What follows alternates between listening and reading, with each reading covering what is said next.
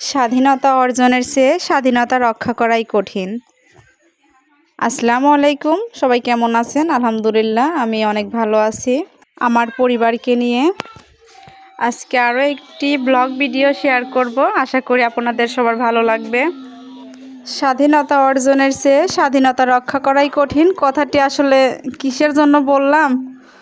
ছেলে মেয়েদেরকে জন্ম দেওয়া যতটা কঠিন, তার চেয়ে বেশি কঠিন হলো তাদেরকে মানুষের মতো মানুষ করা। সারাদিন ছেলে মেয়েদেরকে নিয়ে ঝামেলা করতে হয়।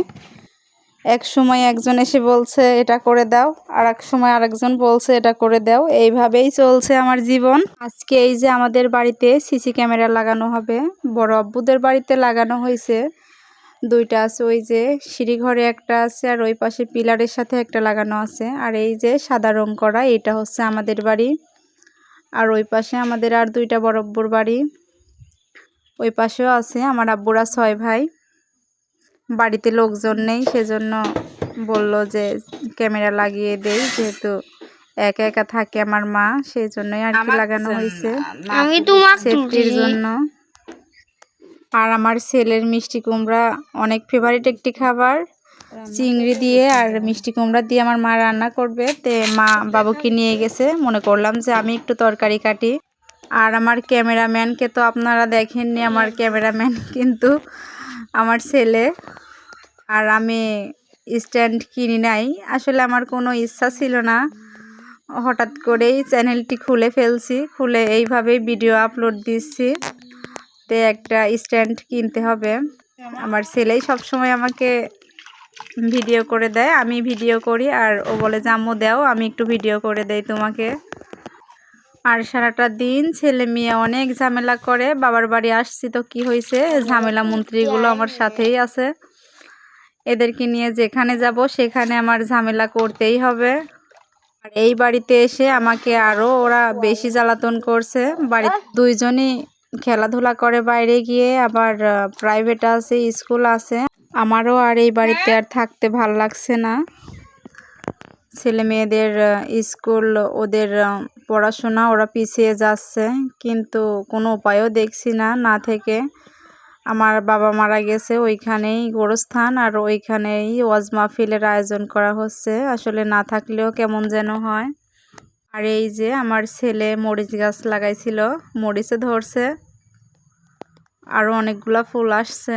আমার ছেলে প্রচণ্ড গাছ লাগাতে ভালোবাসে, সব জায়গায় দেখা যায় এটা ওটা লাগাতেই থাকে। আবার ওর নানিদের বাড়িতে এসে এই গাছটি লাগাইছে।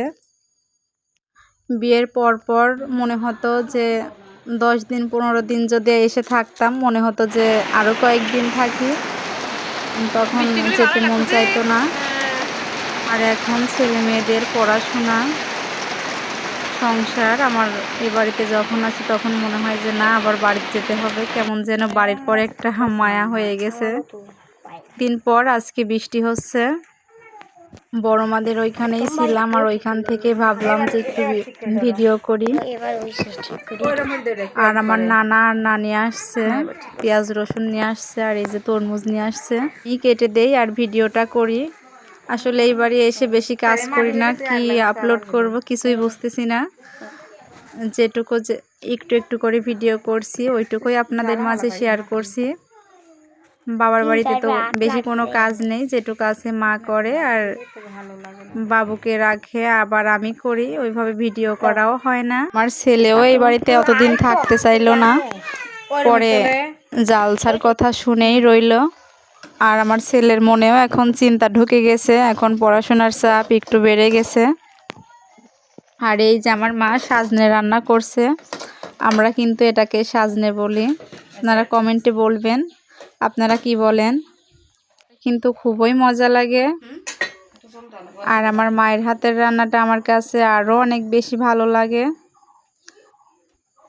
যখন এই বাড়ির থেকে শ্বশুর বাড়ি যাই, তখন আমার মায়ের রান্নার কথা অনেক সময় আমার মনে পড়ে। মনে হয় যে মায়ের হাতের রান্না মনে হয় খেলে একটু ভালো লাগতো, সবসময় মিস করি। আর এই যে দুপুরের সময় সাজনে রান্না করছিল, আর রাতে ইলিশ মাছটা রান্না করবে। আমার ভিডিওর যদি কোনো অংশ আপনাদের কাছে ভালো লেগে থাকে, তাহলে প্লিজ লাইক করবেন আর কমেন্ট করবেন এবং সাবস্ক্রাইব করে পাশে থাকবেন। সবার সুস্থতা কামনা করছি। আজকের মতো এখানেই শেষ করছি।